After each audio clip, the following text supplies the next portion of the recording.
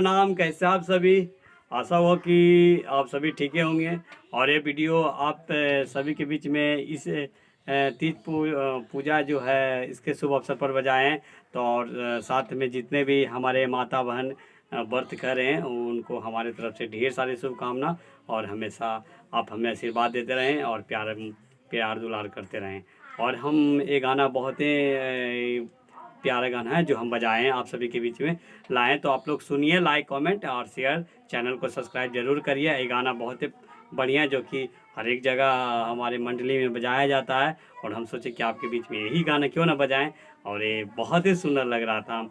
बहुत दिन से हम सोच रहे थे कि गाना आप लोग के बीच में डालें और ये डाल रहे हैं।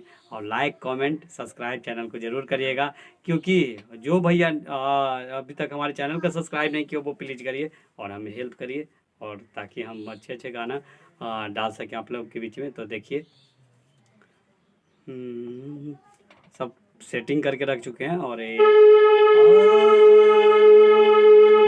कि भोला जी अरे जब मारो के बीच चलो नौनिया झट से परिचे हड़बड़ में गड़बड़ गुड़वाला हर गई बिच्छू के सुहावा गड़ गई।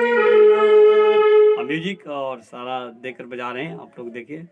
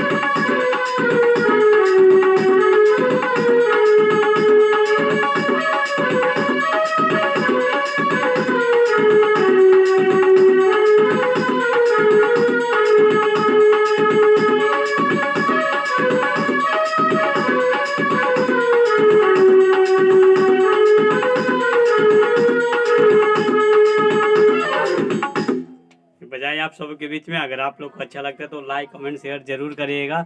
और जितने भी पूजा पाठ करें और जितने भी माता बहन जो पूजा करें हमारे तरफ से ढेर सारी शुभकामना। और हमेशा हम पर भी दया आशीर्वाद बनाए रखें। जय हिंद, जय